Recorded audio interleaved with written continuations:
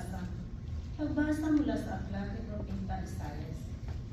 Noong mga araw na iyon, ay nasabi ng Panginoon kay Akas, humingi ka sa akin ng palatandaan, maging sa kalagiman ng kinaroroonan ng mga yumaong, o sa ikaitaasan ng langit. Sumagot si Akas, hindi po ako humingi, hindi ko susubukin ang Panginoon. Sinabi ni Isaias, pakinggan mo, sambayanan ni David. Kulang pa ba na galitin niyo ang mga tao? Na pati ang aking Diyos ay inyong niyaya mo? Kaya nga't ang Panginoon na rin ang magbibigay ng palatandaan. Maglilihi ang isang dalaga at manganganak ng lalaki, at ito'y tatawagin Emmanuel, ang salita ng Diyos. Salamat sa Diyos.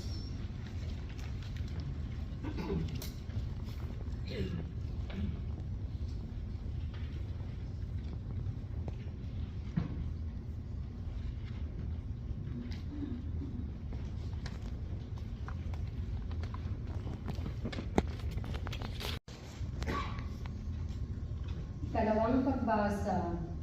Pagbasa mula sa sulat ni Apostol San Pablo sa mga taga-Roma.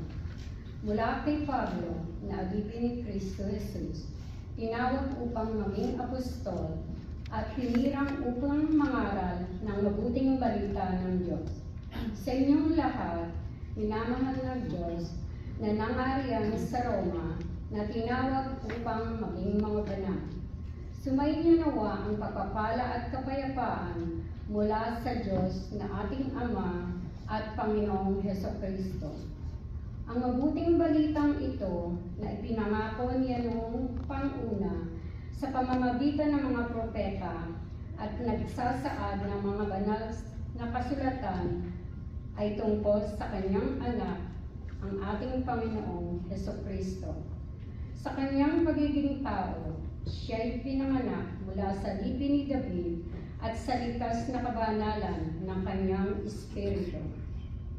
Ipinahayag niya ang anak ng Diyos sa pamamagitan ng makapangyarihang gawa ang kanyang muling pagkabuhay.